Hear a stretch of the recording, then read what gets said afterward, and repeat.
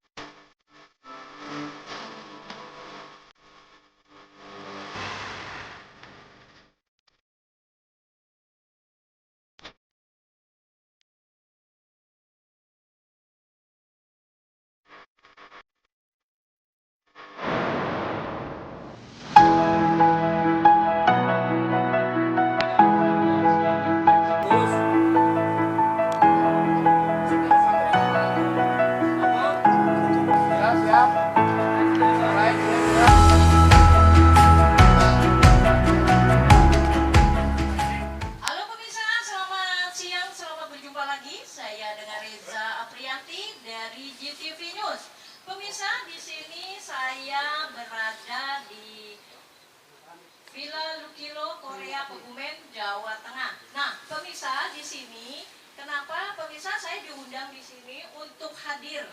Nah, menurut laporan narasumber, bahwasannya di sini pemirsa ada terjadi antara wartawan diintimidasi, ya pemirsa. Nah, di sini pemirsa saya akan bicara dengan Bapak Wahyu sebelumnya. Oke pemirsa, kita saksikan dulu. Halo, selamat siang Bapak Wahyu. Selamat siang Mbak Reza. Aduh, kayaknya grogi banget ini ya. Grogi nggak nih? Nggak, Kalau Reza wawancara nih. Nggak, grogi sekali. Oh, grogi ya? Terima kasih dengan rekan-rekan jurnalis. Oke, nah bersyukur ya ketemu dengan Reza dari GTV News Jakarta ya. Oke, nah begini Pak Wahyu, namanya Pak Wahyu ya? Oke, Pak Wahyu asal dari mana, desa apa, dan RT berapa Pak? Saya dari Desa Bumirejo, RT 6 RW 2 dari Kabupaten Kebumen, Jawa Tengah. Oke.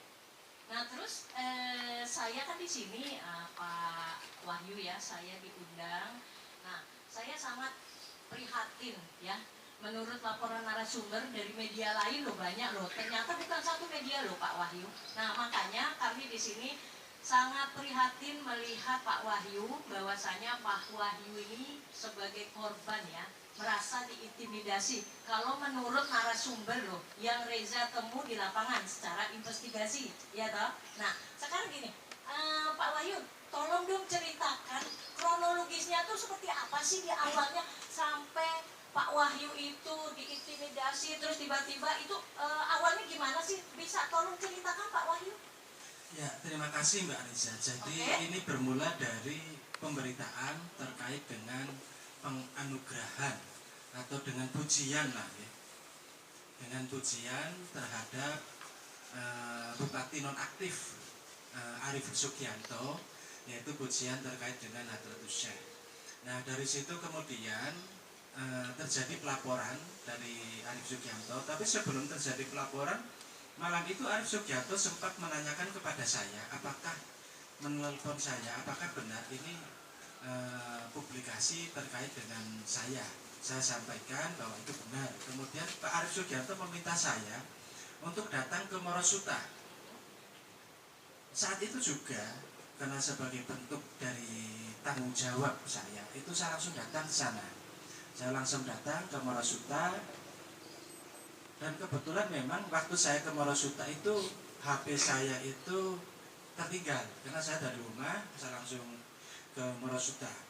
Sesampainya di Morosuta itu saya tidak melihat Arif Sugianto. Saya itu jalan dari Morosuta sebelah timur ke sebelah barat. Nah, kemudian balik lagi, itu saya tidak melihat Arif Sugianto. Kemudian saya itu menanyakan di di salah satu outlet yang itu dia kalau tidak salah stafnya Pak Arif Sugianto kalau tidak salah ya. Itu di situ saya bertemu dengan istrinya Pak Supri itu yang kalau tidak salah stafnya Pak Arif Sugianto. Di situ saya menyampaikan kepada istrinya Mas Supri agar menyampaikan ke Mas Supri agar meminta tolong dihubungkan dengan Pak Arif Sugianto. Nah kemudian setelah itu tidak lama kemudian Mas Supri itu datang ke Morosuta. Di Morosuta saya itu sampaikan lagi agar minta dikomunikasikan dengan Pak Arif Sugianto. Nah Mas Supri di situ kemudian tidak komunikasi entah dengan siapa, tapi jawaban dari Mas Supri ini Pak Arif Sugianto meminta untuk direschedule, kurang lebih seperti itu terkait dengan pertemuan dengan saya. Nah, pada siang harinya itu saya mendapatkan pemberitaan bahwa saya itu dilaporkan di Polres, dan pelaporan itu pada malam itu mungkin saya saat sedang di Morosuta mungkin. Nah, di Morosuta itu saya di Morosuta itu saya sampai dari jam 9 sampai jam 12 malaman kalau tidak salah. Sampai jam 12 malam, okay. Itu tanggal 25 malam Sabtu, hari Jumat malam Sabtu kalau tidak salah, ingat ya itu. Karena kemudian malam ini, jadi setelah pelaporan itu kemudian sorenya itu terjadi aksi demonstrasi di Polres terkait dengan penulisan itu. Kemudian malam harinya itu terjadi aniaya, terjadi pengeroyokan, penganiayaan yang saya duga ini ada potensi pembunuhan berencana terhadap saya. Karena ketika saya melihat di CCTV di depan rumah saya, itu ini dari teman-teman yang melakukan penganiayaan dan pengeroyokan ini seperti sudah berupaya untuk merencanakan ini. Nah akhirnya dari situ ada salah seorang yang kemudian membantu saya sehingga orang yang melakukan penganiayaan dan pengeroyokan ini mereka itu kabur, bubar. Nah setelah peristiwa itu ini saya juga cukup prihatin dan menyayangkan ya, karena pada hari kemarin dan hari ini ada narasi bahwa saya itu bukan seorang jurnalis. Itu dimulai dari salah seorang yang dianggap itu adalah corongnya, dalam dua tanda kutip ya, corongnya Pak Arif Sugianto di salah satu media sosial Facebook itu mengatakan saya itu bukan wartawan. Dan kemudian setelah ada narasi itu di status Facebook itu, hari kemarin dan hari sekarang itu saya baca di salah satu media Kebumen, PWI Kebumen itu, ketua PWI Kebumen tiba-tiba mengatakan bahwa Wahyu ini bukan anggota PWI. Ini saya cukup prihatin dan menyayangkan, karena saya secara pribadi tidak pernah saya mengatakan bahwa saya itu anggota PWI, sehingga saya tidak perlu dikonfirmasi saya sebagai anggota PWI. Itu pertama. Yang kedua, terkait dengan jurnalis itu tidak wajib hukumnya untuk ikut PWI karena banyak organisasi-organisasi jurnalis yang lain, ada AJI, ada PWRI dan lain sebagainya. Artinya banyak organisasi-organisasi jurnalis sehingga ikut PWI itu bukan suatu hal yang wajib, sangat tidak wajib. Sehingga ketika ada narasi saya itu bukan anggota PWI, narasi ini apa maksudnya? Dengan melihat sebelumnya ada dalam dua tanda kutip corongnya Pak Arief Sugianto itu dia mengatakan saya bukan seorang wartawan. Mungkin itu dulu kan. Oke.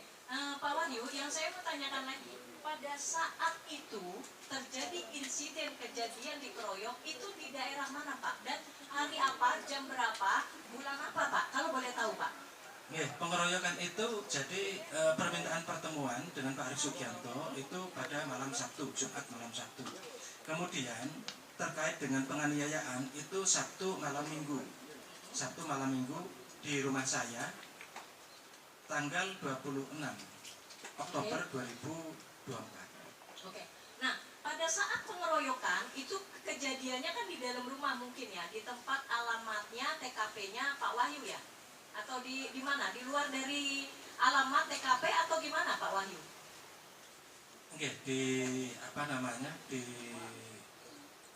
Di rumah saya parkiran bagian tengah. Oh, parkiran bagian tengah. Bagian tengah. Oke. Nah, terus pada saat Pak Wahyu dikeroyok ya, pada saat itu ada CCTV nggak di dalam rumah Pak Wahyu atau di tetangga Pak Wahyu? Coba jelaskan Pak.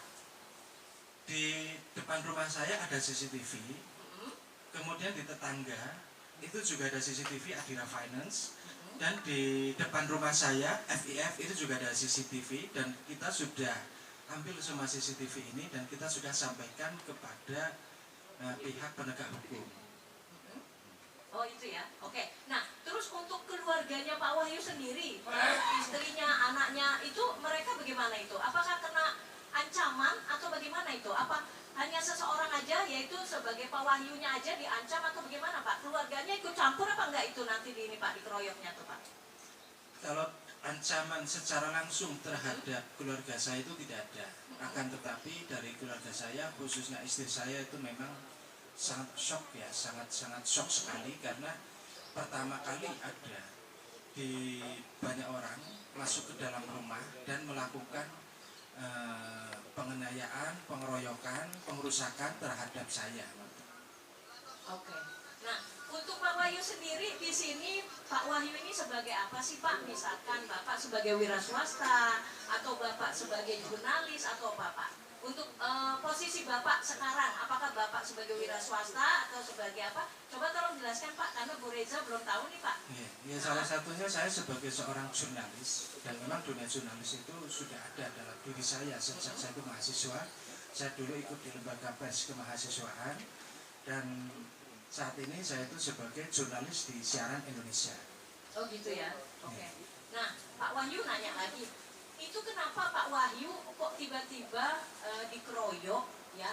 Itu awalnya kan tadi sudah cerita nih kronologis. Nah yang saya mau tanya lagi sama Pak Wahyu, itu gimana sih Pak terjadinya Pak Wahyu kan itu dikeroyok ya, terus sedangkan Pak Wahyu ini kan sebagai media ya.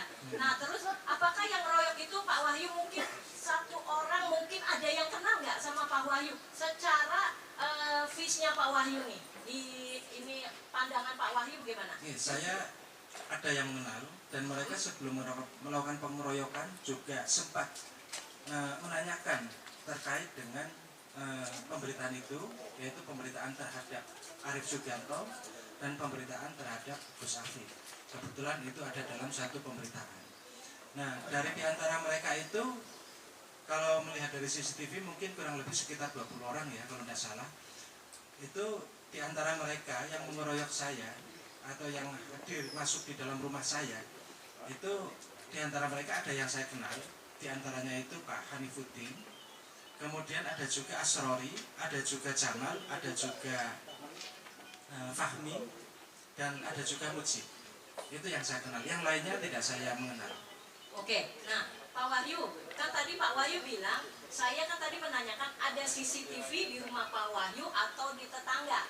Oke, nah sekarang untuk CCTV-nya itu bisa nggak nanti untuk kita barang bukti BB gitu, bilang mana memang Pak Wahyu dikeroyok ya. Artinya kita sebagai jurnalis ya, di sini kita banyak loh yang nonton jurnalis loh, Pak Wahyu ya. Nah itu ada nggak bukti BB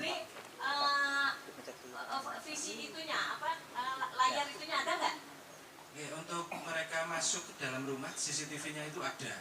Ada. Ya, Berarti bisa dong kita kasih ini ya, kita kasih bukti BB ya nanti untuk penjelasan kepada pihak Polres apa nih Kebumen ya. Iya. Bisa ya, bisa ada, bisa kasih tahu ya CCTV-nya ya. Bisa, nanti kita siap. kasih CCTV-nya. Oke, nah Pak Wahyu sekarang gini, Pak Wahyu harapannya Pak Wahyu apa nih? Karena Pak Wahyu ini kan diintimidasi, ya. Sedangkan Pak Wahyu nggak tahu gara-garanya apa, ya kan? Nah harapannya apa nih? Kita banyak jurnalis di depan-depan kita ini untuk cari pemberitaan loh. Nah itu gimana harapannya Pak Wahyu? Harapan saya sebagai seorang jurnalis tentu ini di era keterbukaan, kemudian di era apa namanya? Ya di era kemerdekaan gitu kan. Artinya seharusnya seorang jurnalis itu tidak boleh ada intimidasi dalam bentuk apapun, baik bentuk secara psikis maupun secara fisik.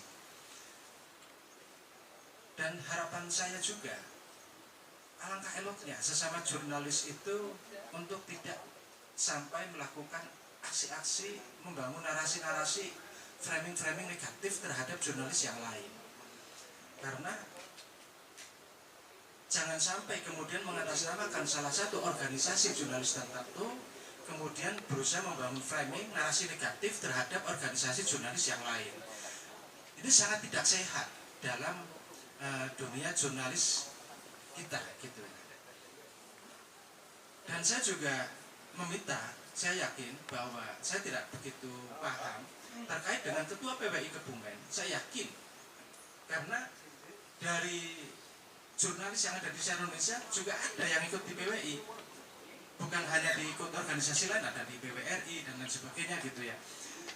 Tetapi ada juga yang ikut di PWI, salah satunya Erwin, itu dia itu pernah ikut di PWI. Artinya ada apa dengan Ketua PWI Kebumen membangun narasi bahwa Wahyu itu bukan seorang anggota PWI. Karena saya sendiri itu tidak pernah mengatakan bahwa saya itu anggota PWI. Gitu ya? Yeah, saya tidak pernah mengatakan anggota PWI, sehingga dengan pernyataan pasal kejadian seperti ini yang seakan-akan saling bersahutan, ini saya menjadi mempersoalkan ada apa dengan Ketua PWI Kebumen. Yeah, terima kasih. Oke, itu aja ya. Oke. Ada pertanyaan lagi atau gimana? Cukup itu aja. Iya, cukup itu saja. Oke ya, oke. Oke pemirsa, ini tadi kita sudah wawancara dengan korban bernama Bapak Wahyu. Beliau mengutarakan saran-sarannya merasa diintimidasi. Nah, ini saya pemirsa dengan Reza Aprianti melaporkan dari Villa Lukilo, Korea, Kebumen, Jawa Tengah. Terima kasih pemirsa. Wassalamualaikum warahmatullahi wabarakatuh. Nah, yang lain silakan wawancara yang lain kan. Oke, saya berharap dari pihak Polres itu profesional, dan karena ini adalah sudah jelas terkait dengan kasusnya, maka saya berharap itu dari pihak Polres secepatnya agar menangkap pelaku-pelaku yang melakukan tindakan kriminal terhadap saya. Tanggal berapa Anda melaporkan ke Polres? Saya melaporkan itu tanggal kurang lebih sekitar tanggal 27 jam 12:30 atau jam 1 malam.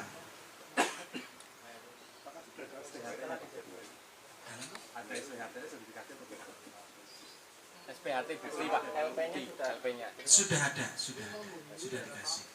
Dan terakhir hari kemarin itu saya mendapatkan surat pemberitahuan dari pihak Polres bahwa pihak Polres akan melakukan akan melakukan kepada para terduga pelaku, akan melakukan pemanggilan. pemeriksaan nggih. Dirawat di rumah sakit. Berapa hari, Pak? Di RSUD Kebumen itu semalam saya di sana, kemudian di Rumah Sakit Permata Medika itu kalau enggak 3 hari 2 malam di Rumah Sakit Permata Medika. Ada yang luka-luka apa enggak, Pak? Ya, waktu itu hasil visum diantaranya ini, kemudian bagian perut itu juga mengalami sakit, kemudian di sini juga mengalami sakit. Untuk anak istri sekarang kondisinya apakah sudah normal? Apa masih trauma shock? Dan posisinya apakah masih di rumah yang ditempati TKP atau diungsikan, Bapak? Ya, untuk istri saat ini ada di rumah yang ditinggali TKP dan kondisinya masih lumayan shock gitu ya.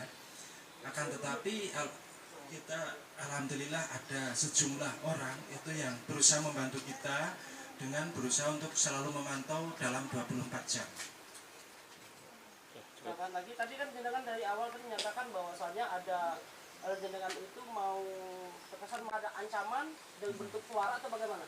Ya, jadi waktu pertama, jadi sebelum saya pulang ke rumah itu kalau saya melihat flashback dari CCTV itu mereka sudah melakukan persiapan datang ke rumah, dan begitu saya masuk rumah mereka langsung mengawal pintu rumah depan. Nah, kemudian tidak lama saya masuk itu kemudian mereka berbondong-bondong masuk rumah, dan ketika peristiwa terjadi penganiayaan terhadap saya itu di bagian belakang ada orang yang mengatakan ini dia didhawuhi Gus Afif, pateni, kurang lebih seperti itu. Untuk persiapan mereka seperti apa awalnya, Pak? Secara persis persiapan mereka saya tidak mengetahui, akan tetapi kalau saya melihat dari CCTV di depan rumah saya, itu mereka sekitaran jam 8 itu sudah ada yang datang ke rumah saya, gitu kan. Bahkan di CCTV itu juga terlihat masuk ke rumah saya, kemudian keluar, dan tidak lama kemudian itu banyak dari mereka itu kemudian standby ada yang di depan rumah saya, ada yang di depan FIF, kurang lebih seperti itu. Adakah mereka membawa sajam atau alat lain? Saya tidak melihat secara persis mereka membawa senjata dalam bentuk benda tumpul ataupun benda tajam. Terima kasih, Bapak. Tadi muncul nama diduga Gus Afif, kaitannya dalam pemberitaan Anda apa? Dari publikasi itu mereka menanyakan adanya sejumlah orang yang meragukan Gus Afif sebagai keturunan Nabi. Karena dalam sejumlah sesi, dalam sejumlah kegiatan Gus Afif itu mengklaim sebagai keturunan Nabi dari Syekh Abdul Qadir Jailani, dari Sayyidina Hasan. Dan ada sejumlah masyarakat yang kebetulan meragukan.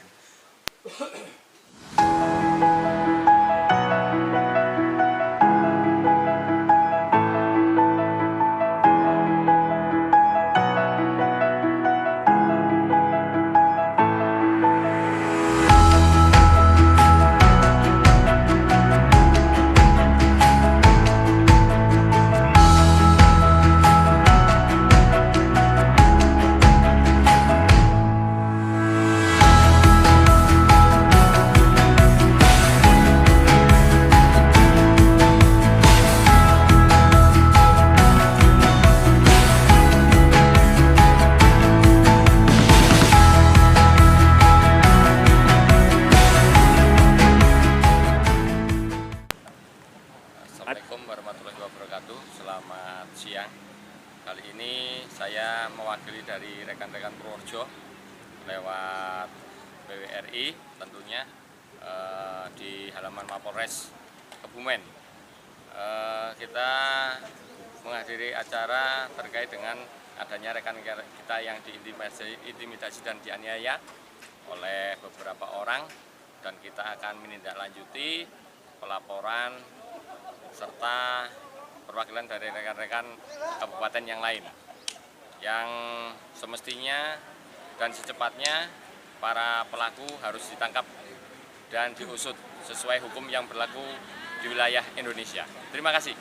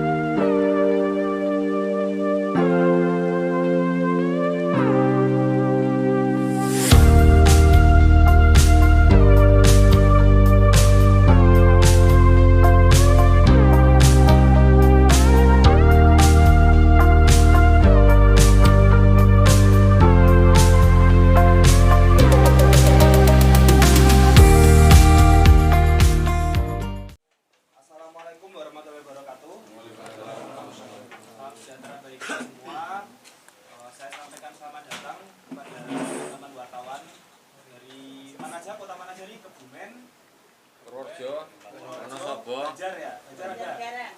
Wonosobo, Purbalingga, Banyumas.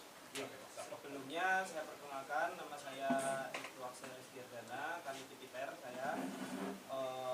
Acara hari ini saya dampingi yang seyogyanya awalnya akan didampingi oleh Pak Kasat-Reskrim, itu juga pimpinan terpilih di Polres, Pak Kapolres, Pak Kapolres sedang acara keluar kota, dan kemudian Bapak Kasat-Reskrim sedang ada acara sentra gabung di Bawaslu ya Pak Wid.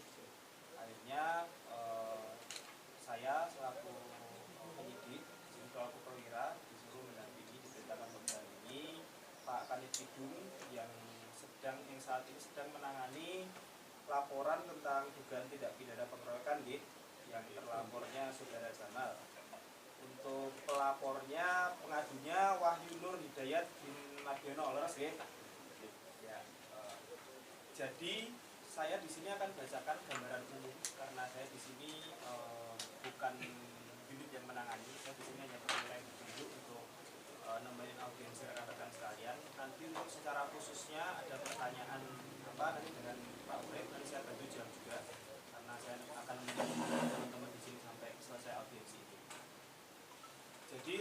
akan ketahui pelapor atas nama Wahyu Nur Hidayat bin Abdullah pelaporan pengaduan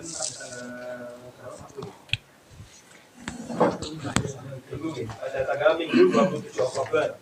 Untuk lokus atau lokasi dari keterangan yang sudah didapat itu di rumah milik adik saksi bernama Zainuddin Nur Rohman yang beralamat di Jalan HM Sarbini nomor 11 Kelurahan Bumirejo RT 6 RW 2. Dan dari hasil sementara yang sudah kita periksa, teman-teman unit 1 periksa, dan saya juga barusan dilihatin bukti fisik ya. Kalau kita bukti fisik, bukti yang terlihat secara kasat mata ini ada memar di bagian pipi, kemudian di bagian kanan ini kalau bisa teman-teman lihat, dan di bagian pergelangan agak atas sedikit. Nah, ketika kita berbicara bagaimana suatu tindak pidana baik itu pengeroyokan, pemukulan itu bisa diungkap, kita mengacunya kepada 2 alat bukti plus keterangan saksi. Nah, ketika terjadi kekerasan itu, bukti yang kita harus kantongi adalah ver atau visum et repertum. Itu adalah keterangan dari dokter berforensik yang mengatakan bahwa oh, ini luka karena digigit nyamuk, oh luka ini karena dijambak, oh ini luka karena dipukul.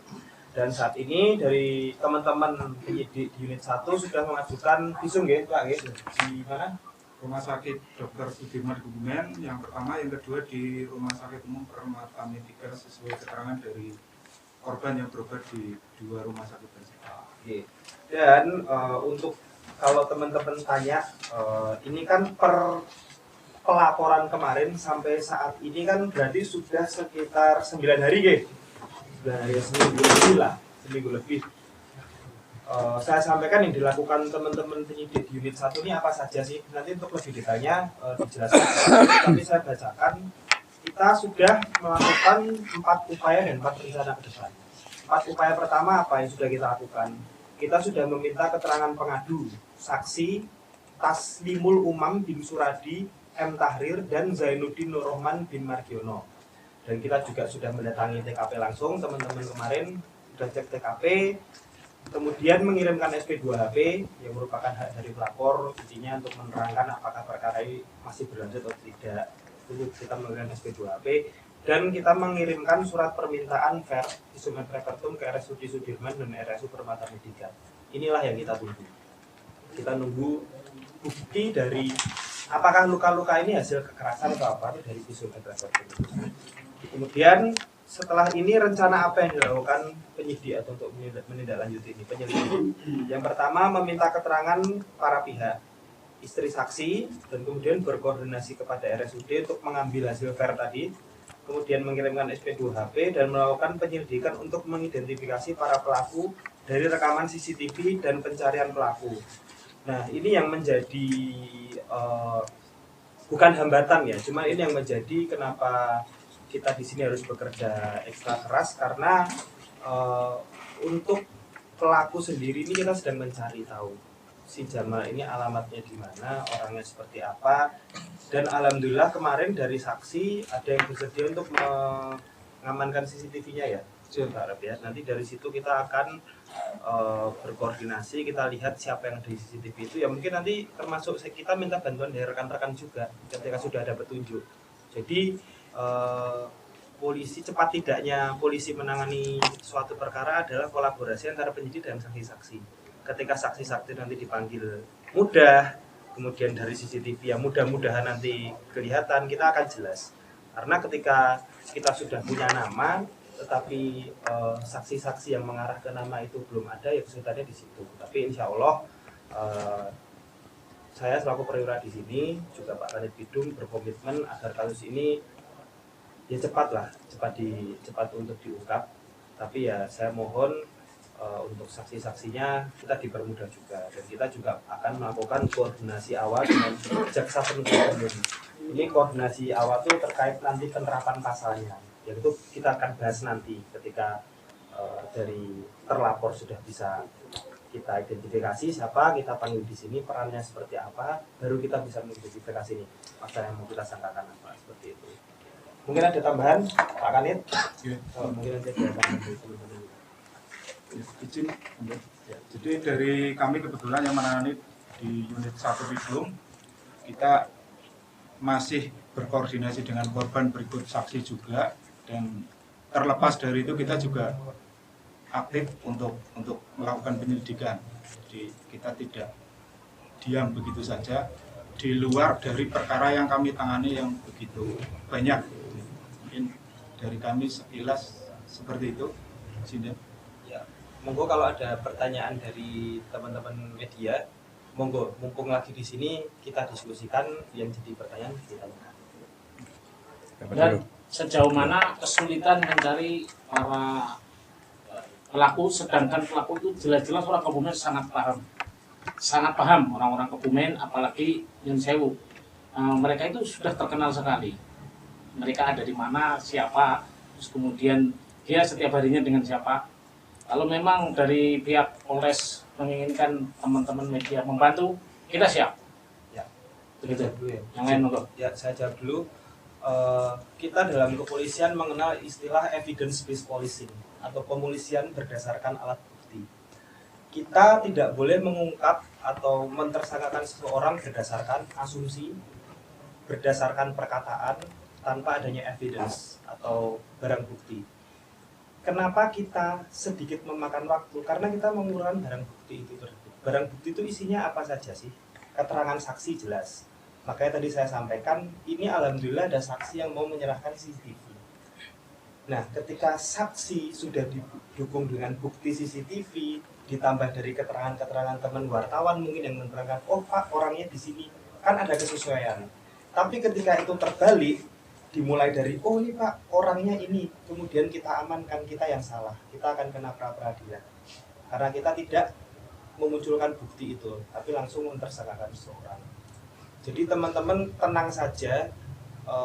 Mengapa saya di sini, meskipun bukan saya yang menangani, saya berani untuk mengatakan kasus ini pasti akan diungkap, karena kita tidak berpihak, polisi di sini netral, tidak berpihak dengan siapapun, apapun riuh itu yang terjadi di lapangan, mau itu buku politik atau segala macam, kita lepaskan itu semua. Saya sudah sampaikan ke Pak Kanit Bidung untuk menangani secara profesional. Mungkin ada yang ditambahkan? Pada dasarnya sama dari kami juga. Ya mohon maaf ya, kita perlu pembuktian, perlu menyesuaikan beberapa keterangan dari para pihak, tidak serta-merta seperti yang beliau Pak Isel tadi sampaikan, ada asumsi ya dari kita. Ya mohon maaf, kita pertajam lagi Pak, seperti itu. Ya, kemudian Pak, dari teman-teman di kepolisian, ada atau tidak target untuk mengungkap sebuah permasalahan ini Pak? Target waktu. Ya kalau kami pada dasarnya selama itu informasinya yang kami dapat dalam penyelidikan nantinya, berikut kami koordinasi nanti dengan hasil visum, nanti kami kan tidak serta-merta menentukan oh, ini pelakunya seperti ini. Nah ini kami juga perlu gelar yang pastinya juga kalau target waktu kami secepatnya semua itu berusaha untuk maksimal. Ya, oke, mungkin perlu saya sampaikan Pak, mohon maaf saya sampaikan. Jadi keberadaan kami beserta rekan-rekan ada di sini itu memang cukup riuh, ada di luaran sana mengatakan bahwa ini ada muatan politis, tapi saya jamin 100% gerakan kami tidak ada yang tidak bermuatan politik sama sekali. Kami hanya menanyakan, mengaudiensi kepada pihak Polres itu murni karena solidaritas sesama wartawan. Jadi kami sama wartawan dan kami ingin tahu banyak perkembangan apa yang terjadi di Polres, kemudian prosesnya nanti seperti apa. Dan kami di sini tetap kami tentunya rekan-rekan wartawan akan mengawal kasus ini. Nah, kemudian tadi ditanyakan oleh Pak Roso, kesulitannya apa sih dari teman-teman penyidik terkait dengan permasalahan ini, sehingga menurut dugaan kami ini bisa benar bisa enggak. Nah, dugaan kami ini kok terkesan agak lambat. Permasalahannya di mana? Gitu. Sedangkan ini pengeroyokan, meresahkan dan Pengeroyokan itu pasti Karena kejadiannya ini kan di rumah si korban, dikeroyok oleh beberapa orang. Dan mungkin CCTV-nya sudah diberikan belum kepada semua? Sudah. Nah, ke penyidik. Belum ada Baru berjanji akan memberikan tapi belum kami terima. Baru janji Dari saksi belum ada yang memberikan. Izin dan bayar. Boleh monggo. Untuk barang bukti apa aja yang sudah didapatkan? Seperti motor mungkin. Kalau motor Jadi kalau barang bukti yang kami dapat sampai saat ini, yang pertama tadi adalah pengajuan visum. Nah itu salah satunya. ya. Ya nanti kami sebagai bukti yang pertama. Yang kedua kita dalami keterangan dari si korban. Si korban karena kita perlu pendalaman lagi, Pak. Kita perlu pendalaman lagi. Di situ pengakuannya hanya baru satu yang dikenal. Nah, kami perlu mendalami lagi. Kalau memang di situ ada pelaku lain, kami akan melanjutkan untuk minta keterangan tambahan dari si korban. Dari korban selama ini baru satu ya? Baru saja. Lalu ini dan waktu kejadian kan ada 9 motor yang diamankan.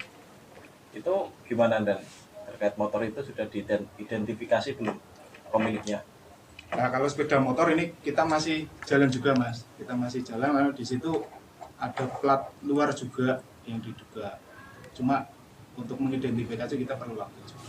Tapi sampai dengan hari ini barang bukti berupa sepeda motor masih ada di sini? Kalau sepeda motor masih ya. boleh dilihat sendiri. Ada berapa? Jumlahnya berapa? Jumlahnya 9 unit. Informasi 9. Jadi pada intinya gini dan jadi kami Bang, teman-teman media ini tetap karena kami mempunyai rasa keprihatinan terhadap rekan jurnalis yang mendapatkan tindakan dugaan penganiayaan ini. Kemudian inilah pergerakan kami dan kami juga akan mengawal proses ini. Tapi kami juga di sisi lain kami juga menjaga rekan-rekan dari kepolisian agar menjalankan proses ini tanpa ada masalah hukum lanjutan. Contoh misalnya panjenengan semua nanti di pra-peradilan apa, kami juga tentunya kami akan mendukung panjenengan semua.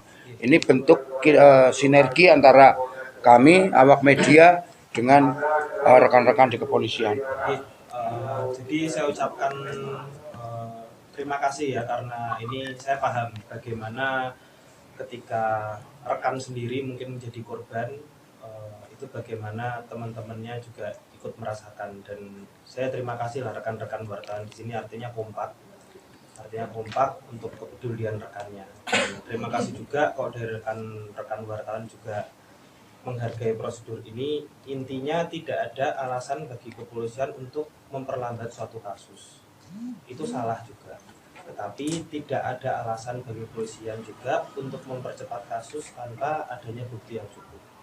Jadi rekan-rekan wartawan tenang saja, bahkan saya menjamin ketika ada politisasi di sini, ada intervensi, ya kami yang di reskrim, ya Kanit, ya Kasat Reskrim atau mungkin Pak Kapolres siap bertanggung jawab atas hal itu.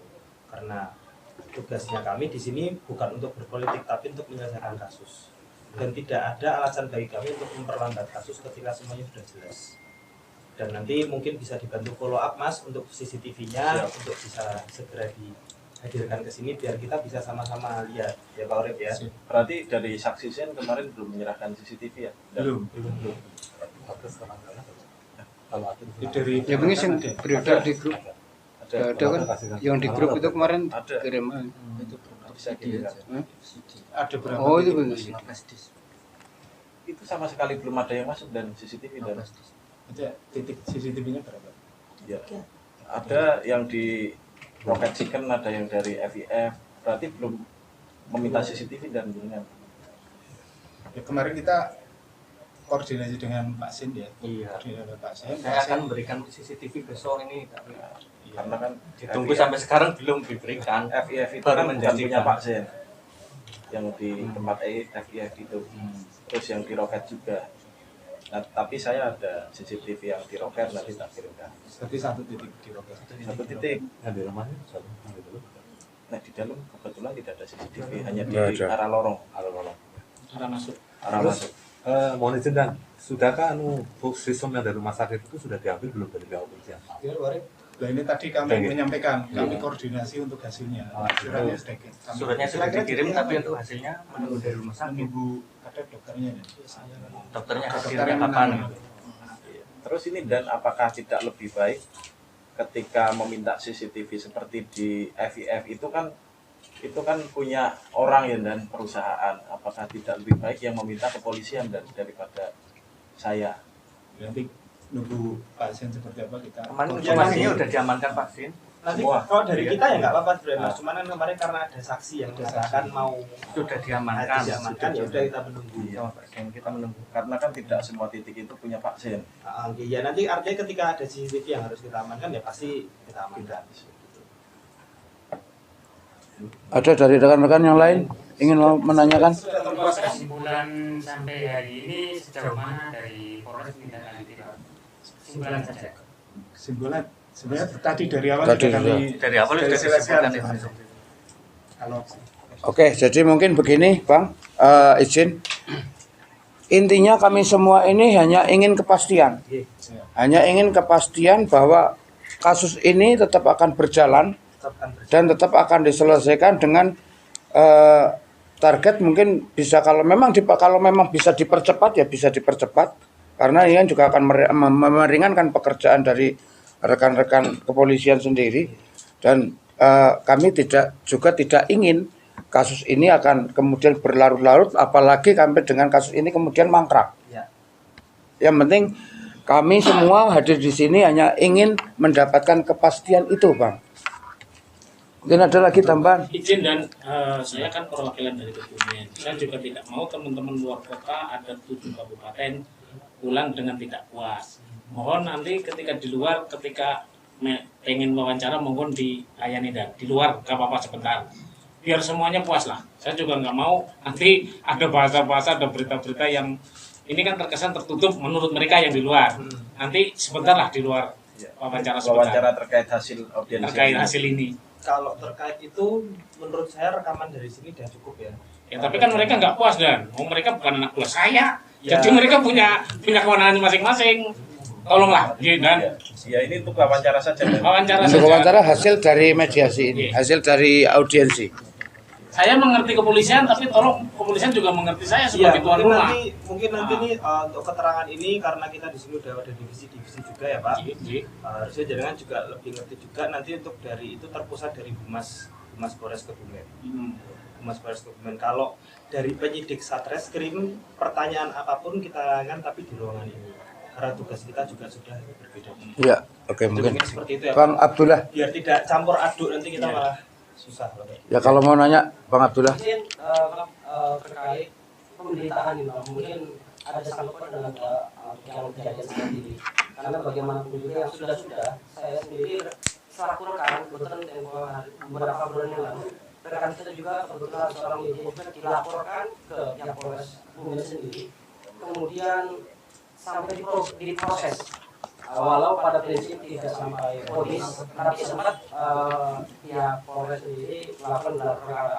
Nah harapan kami begini Dan, terkait produk jurnalis, jangan mohon maaf izin harapan kami kepada pihak Polres, karena bagaimanapun juga Dewan Pers dengan Kapolri sudah ada kesepakatan terkait produk jurnalis, tidak semata-mata langsung dilapor, langsung diterima, kemudian langsung diproses. Harapan kami, mohon siapapun itu, bukan mohon maaf izin, kami bukan intimidasi, tapi kami meluruskan, karena ini sudah pernah terjadi begitu Dan. Ada seseorang melaporkan wartawan terkait produk jurnalis atau pemberitaan, langsung diterima, kemudian diproses, begitu. Akan tetapi tidak ada klarifikasi ke Dewan Pers, begitu Dan. Ya. Ini perlu saya jawab atau enggak? Perlu ya. Nah, jadi seperti ini, kita kalau pengaduan itu dasar kita menerima itu adalah adanya bukti permulaan yang cukup. Ketika nanti itu bukti permulaan cukup dan berlanjut ke taraf penyelidikan, itu akan kita gelarkan lagi sebelum naik ke penyidikan. Dan ketika itu sudah naik penyidikan, mau penetapan tersangka pasti akan kita periksa. Periksanya ya tergantung pendapat penyidik. Artinya ketika itu berkaitan dengan pers, kalau dari penyidik melihat duduk perkara ini, oh ini cukup dengan ahli ITE, ya sudah cukup dengan ahli ITE saja. Cuman kalau dari hasil gelar perkara kan kita berbicara internal nih kepolisian. Ada pendapat mungkin dari kanit lain, oh mohon izin komandan, saya berpendapat kalau ini harus diperiksakan ke ahli pers, maka kita harus penuhi itu. Jadi itu bukan dari pendapat satu orang penyidik aja yang menangani itu. Jadi ketika gelar perkara kan ada unit 1, unit 2, unit 3, unit 4 yang berhak mengutarakan pendapat. Jadi tidak bisa pendapat gelar perkara itu request by order, itu tidak bisa. Jadi apapun pendapat itu harus kita tidak lanjuti. Pada waktu itu sama, harus ada periksa ahli pers, yang kita periksa ahli pers. Bahkan kadang keterangan itu muncul dari pendapat ahli yang lain. Contoh, dalam suatu perkara ITE nih, contoh ya, bukan terjadi di Kebumen. Ada berita tertentu. Kemudian kita periksakan ahli ITE. Ahli ITE mengatakan, oh iya, ini unsurnya memenuhi. Cuman saya mau dilanjutkan ke Dewan Pers. Itu kita tulis di BAP, saran dari ahli itu. Dan tidak mungkin kok tidak kita tindak lanjuti. Jadi kita tidak bisa menciptakan BAP yang by request, tidak bisa. Jadi mengalir aja. Kalau kita merasa dalam gelar itu tidak ada atensi untuk periksa ke Dewan Pers, ya kita tidak akan periksa ke Dewan Pers. Jadi seperti itu. Ya intinya kami teman-teman ingin memastikan, ya, untuk dipastikan ini akan sifat sosial. Ya, oke, kita usahakan pasti Pak. Kita sebagai sama rekan-rekan sangat peduli dengan teman-teman itu. Ya, sama. Kalian semua kan teman-teman kita juga, informasi apalagi semua dari teman-teman. Pak Kapolri bilang kita dengan kepolisian seperti saudara kandung. Ya. Mungkin seperti itu. Bang Alek, ada lagi. Ada satu, monggo diselesaikan. Bang Parto, mungkin izin deh. Kira-kira laporan rekan kami yang disondingkan ke Polres Kebumen ini, teman-teman bisa mendapatkan kepastian hasilnya seperti apa, prosesnya sampai nanti sejauh mana, kira-kira kapan ya? Biasanya kan ada kira-kira gini, kasus ini kan sudah dilaporkan sekitar 9 hari yang lalu, ya, dan sudah ada nomor polisinya ya kan, ya, nomor LP-nya kan sudah terbit ya kan? Belum, baru pengaduan berarti ya? Baru pengaduan gitu. Oh, berarti belum. Ya mungkin teman-teman kan juga penasaran juga dan ya pengen tahu kira-kira kapan, kira-kira kapan dari pengaduan awal pertama. Nah, kita bisa memberi jawaban timeline kira-kira kapan gitu ya Pak Kanit ya. Siap. Ketika sudah ada identitas pasti atau apa namanya terkait peran pasti dari si terlapor ini. Katakanlah dari kita kan masih menunggu visum sama CCTV. Ini kan di luar prosesnya kita nih. Jadi lama atau tidaknya tergantung dokternya, lama atau tidaknya tergantung saksi yang akan memberikan CCTV. Nah, ketika dari itu nanti sudah ketemu bukti yang merasa cukup, oh ternyata pelakunya ini saudara A. Nah, nanti kira-kira monggo dijawab perkiraan waktunya berapa Pak Kanit ketika bukti itu sudah jelas. Sudah mengetahui pelakunya. Siap. Ini seperti tadi disampaikan oleh Pak Excel juga, kita minta informasi juga mungkin di situ, mohon maaf ya, dari CCTV yang ada yang dipegang sama Mas ya, mungkin nanti kita padukan juga dengan keterangan dari si korban seperti apa, kan seperti itu. Jadi kita masih perlu waktu untuk mengidentifikasi masing-masing kira-kira yang masuk ke rumah siapa saja, yang ada potensi untuk melakukan dugaan ya, kita baru dugaan itu yang memukul dengan posisi bagaimana ini dari si korban yang kita perdalam lagi. Mungkin kita agendakan secepatnya untuk minta keterangan tambahan dari korban. Dalam perkara ini kami masih tahap penyelidikan ya, tahap penyelidikan dan dasarnya dari pengaduan si korban Pak Wahyu ini. Jadi kita juga minta doanya semoga semua kooperatif. Kalau semua tidak kooperatif, kita panggil si A nggak datang, kita target waktunya atau memang kita agendakan hari ini bisa menyelesaikan berapa saksi. Kalau mereka nggak kooperatif, kita juga minta waktu tambahan lagi, ada yang tertunda. Karena kalau dari tahap penyelidikan kan kita belum ada upaya paksa, artinya ketika kita kirim undangan nanti dari saksi mungkin, aduh Pak nggak bisa datang, aduh molor, nah itu yang bikin lama itu sebenarnya. Prosesnya. Iya, prosesnya. Tapi kalau ketika kita berbicara kasus yang sudah naik sidik, sudah penangkapan kan kita bisa upaya paksa bisa, dengan ini kan masih penyelidikan. Nanti jangan secepatnya atau ya, mungkin apa per foto ya Mas, mungkin per foto kira-kira ini si A, kira-kira namanya ini. Apakah tidak ada kayaknya gambarannya ini memperlambat mendekati pilkada, dan karena ini kan ada kaitannya diduga ada orang penting di Kebumen yang terlibat. Apakah tidak ada seperti itu betulnya? Digawe begini. Saya pastikan tidak ada. Kita ya. Siap Pak Kesel. Ya. Mantap kalau memang seperti itu. Toh saya juga nggak nyoblos Pak. Iya. Tapi saya bukan orang Kebumen Pak. Saya pastikan Pak itu Pak. Jangan Pak Kesel. Kemarin kan jabatan Pak Kesel nanti ya. Dari korban itu, apakah dia sempat mengenali beberapa pelaku yang mengeroyoknya Pak? Baru satu orang. Dia menyampaikannya ke kami satu orang. Kami 5 orang waktu itu. Iya. Tapi nggak tahu namanya. Nggak tahu namanya. Hal tapi hanya akal orang. Dia tadi menyampaikan dia apal namanya. Oh ya, nanti mungkin dia disampaikan. Jadi memang kami memang sempat mewawancarai sebelum kemarin wawancara. Dan dia katanya itu juga sudah menyampaikan di BAP beberapa orang yang dia kenali. Yang melakukan pemukulan. Betul, betul. Berarti mungkin di BAP lanjut. Kita di nanti pada saat kita mintai keterangan lagi. Karena tadi cukup. Kita wawancari juga secara jelas dia menyebutkan ABCD nama-nama sih. Rentetan kejadian dia tadi disampaikan ke kami semuanya. Mungkin kelengkapan itu nanti bisa disampaikan secara Iya. Monggo Mas Alex dari Purworejo menambahkan. Udah ya. Jadi intinya gini Bang Eksal. Jadi kami tentunya juga apabila kami mendapatkan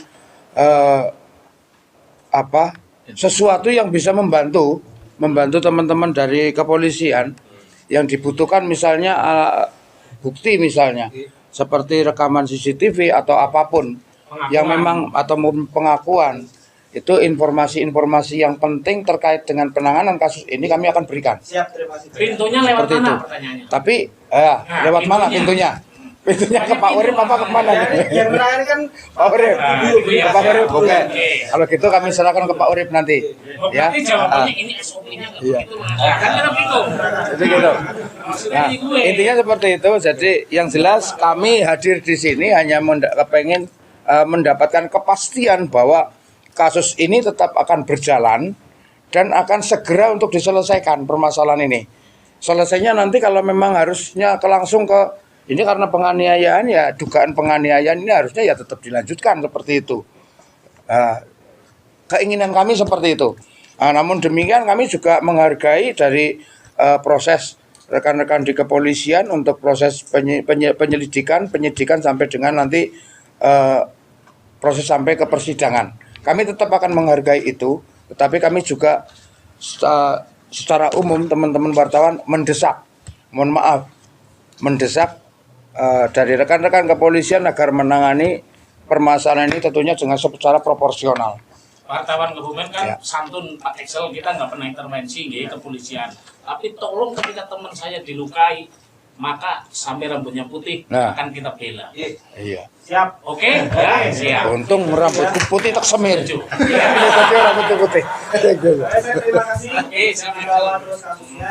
Kalau ada yang kurang kita disampaikan, kalau ada yang kita butuh juga kita. Oke, siap Pak Eksel. Oke, teman-teman. Oke, terima kasih.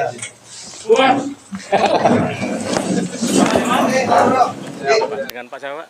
Ya, saya dengan Purwo Santoso dari media Sidik Fakta dan juga rekan saya Bang Rudi dari Buana News, ada juga ini Pak Suroso dari Tribun News ya, Tribun 86 News.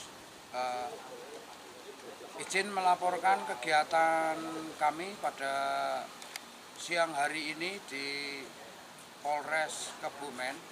Ini tentunya yang pertama saya menyambut kedatangan rekan-rekan dari luar daerah, diantaranya di sini hadir dari Kabupaten Purworejo, Kabupaten Wonosobo, kemudian ada juga dari Banjarnegara, Purbalingga, Banyumas dan Cilacap hadir di Polres Kebumen, juga dari rekan-rekan jurnalis yang tergabung dalam Kawal ya.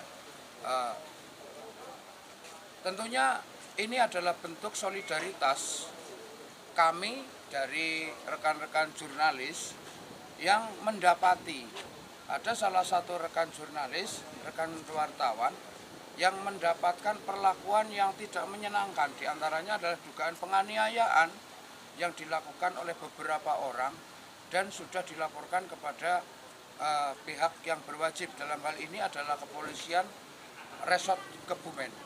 Nah, kemudian kami juga mengakomodir kepentingan rekan-rekan semuanya. Ini juga yang pertama kami terima kasih tentunya atas dukungan moral dan segala sesuatunya dari rekan-rekan jurnalis dari beberapa kabupaten yang hadir di Kebumen, tentunya yang sekali lagi kami ucapkan terima kasih.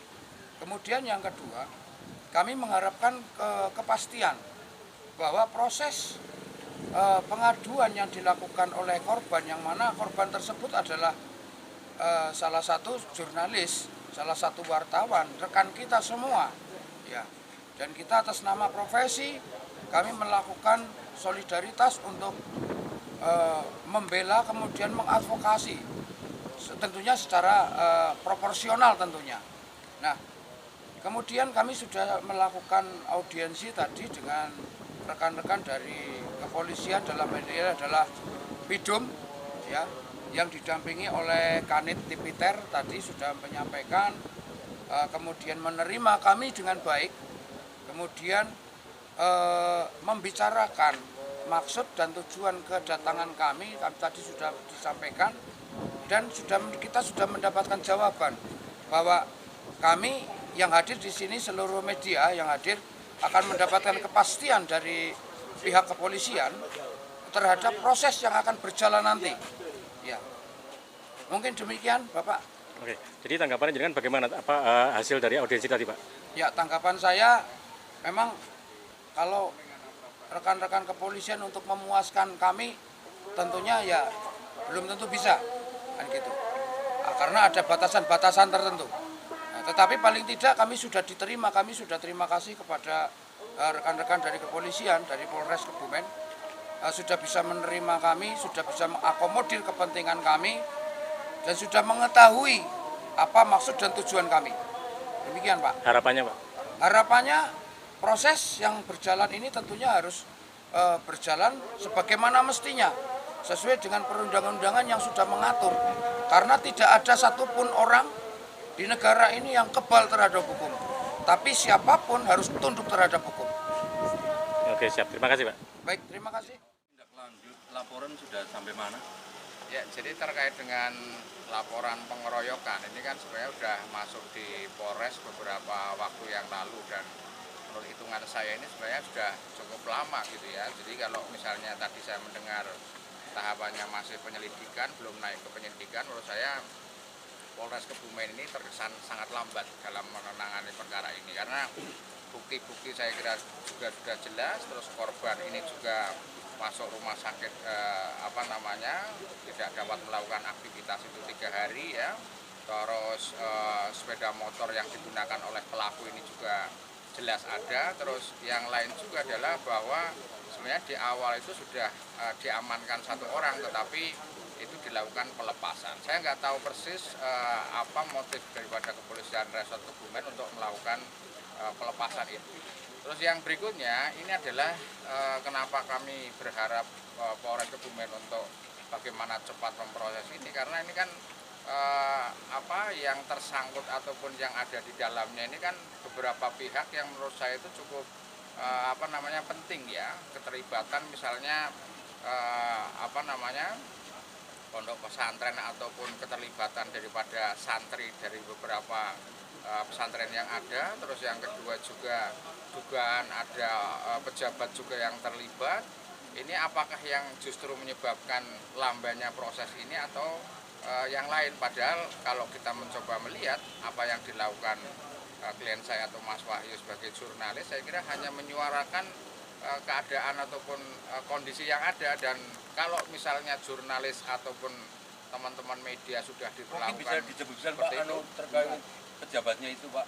Ya, kalau terkait dengan pejabatnya saya kira kita sudah jelas ya cetrawelo-welo bahwa masalah ini kan muncul atas sebelumnya ada aduan Bupati Kebumen Aris Sugianto ya terhadap pemberian gelar ya yang diberikan atau yang ditulis oleh klien saya gitu. Nah, setelah itu baru ada aksi demo di Polres Kebumen dan saya juga melihat sesuatu yang tidak lazim ya. Ada demo kok dilakukan di dalam lingkungan Polres Kebumen. Lah setelah itu sore terjadi kejadian pengeroyokan terhadap wartawan itu, sehingga apa yang terjadi kronologi ataupun narasi yang terjadi ini adalah hal-hal yang menurut saya itu sangat tidak wajar, sehingga sangat mudah sebenarnya untuk kepolisian merunut masalah tersebut, melakukan penyidikan, menangkap orang yang melakukan dan segera memproses. Mengingat ini adalah juga tidak kemungkinan berkaitan dengan proses pilkada yang ada di Kabupaten Kebumen. Kalau pilkada nanti dicemari dengan hal-hal yang seperti itu, bagaimana hukum ini lumpuh misalnya karena ada keterlibatan orang kuat, keterlibatan misalnya pihak-pihak tertentu yang dianggap sebagai tokoh agama, ini saya kira sangat membahayakan integritas hukum di Kabupaten Kebumen. Pak, ini kan kaitannya ada dengan masalah santri Pak, kira-kira akan dilaporkan ke pihak MUI atau enggak Pak pondok pesantrennya Pak? Saya kira kita fokus saja ya bahwa pidana itu ya pidana, artinya tidak melihat itu pejabat, tidak melihat itu pesantren, tidak melihat itu siapa enggak, tetapi law enforcement ini benar-benar harus dilakukan, dan ini adalah ujian bagi aparat penegak hukum, khususnya adalah Polres Kebumen itu untuk melakukan penyelidikan, penyidikan, dan proses hukum masalah ini. Pak Teguh, barang bukti yang sudah diserahkan ke Polres apa saja Pak? Saya kira tadi saya sudah melakukan pengecekan terhadap penyidik, terhadap kanitnya ya, bahwa 9 sepeda motor itu masih ada di sini gitu ya. Terus yang lain juga terkait dengan visum, terkait dengan foto-foto pasca penganiayaan itu sudah ada di Polres, dan kemarin juga pihak kepolisian itu sudah melakukan olah TKP ataupun melihat situasi kondisi di rumah yang kemarin dijadikan tindak pidana itu, termasuk CCTV ya, itu sudah ada di kepolisian. Saya kira ini sudah jelas semua gitu. Langkah selanjutnya Pak? Saya kira kita tetap memantau ya bagaimana kepolisian ini bergerak cepat, dan kami juga akan mempertimbangkan kalau misalnya kepolisian ini ternyata lambat, tidak terlalu kemudian kami akan koordinasi dengan Polda Jawa Tengah dan Mabes Polri ya, khususnya divisi propamnya maupun ditpropamnya di sana, sehingga saya kira tidak ada yang kebal hukum ya di Indonesia, di Kebumen, bahwa aparat pun bekerja itu ada rule of the game-nya, aparat bisa bekerja ada aturannya, sehingga kalau mereka itu tidak bekerja maksimal itu pun ada kontrol yang harus dilakukan pada mereka. Pak Teguh, CCTV diserahkan kapan Pak? CCTV itu diserahkan beberapa hari yang lalu gitu ya. Jadi lewat rekaman yang ada, karena itu kan sudah dipindahkan ke flash disk ya. Jadi untuk memudahkan penyidik itu, kalaupun misalnya nanti kepolisian itu menginginkan mungkin yang lengkap, saya kira yang ori atau yang original itu juga masih ada. Karena tadi pengakuan dari Polres kan CCTV itu belum diserahkan.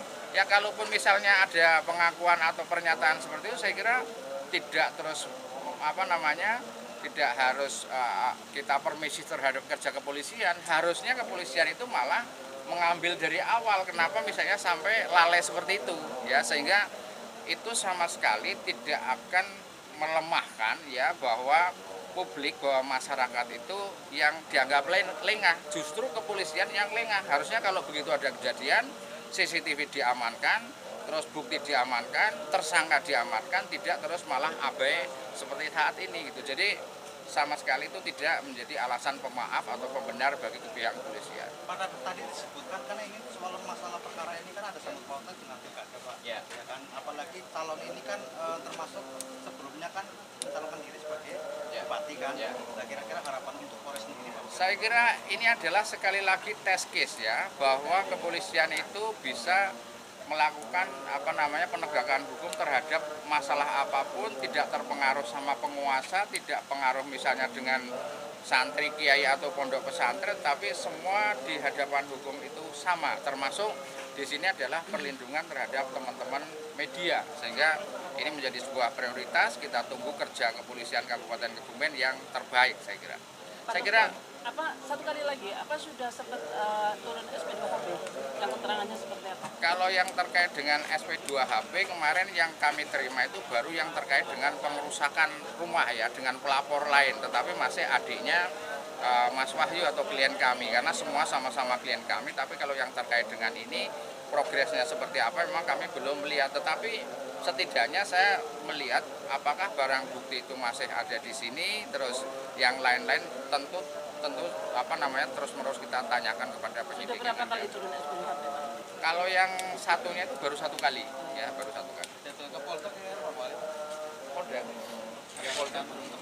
Ya nanti kalau sini nggak jalan, jangankan ke Polda, ke Mabes Polri atau ke Presiden kita lakukan kalau perlu. Kira-kira dari hari ini kapan lagi? Iya. Nanti saya lihat dulu ya. Jadi kita juga hargai Polres Kebumen bagaimana dia mencoba memaksimalkan kinerja. Kalau misalnya nanti polisi terlalu ditekan-tekan kesannya nanti kan juga tidak baik. Kita percaya Polres Kebumen itu profesional, tetapi harus dibuktikan lebih lanjut. Pak Dokter, untuk rumah yang dirusak selaku korban itu dengar-dengar apa milik anggota TNI? Iya. Atas nama siapa Pak? Iya. Terus jangan yang itu nanti tidak marah.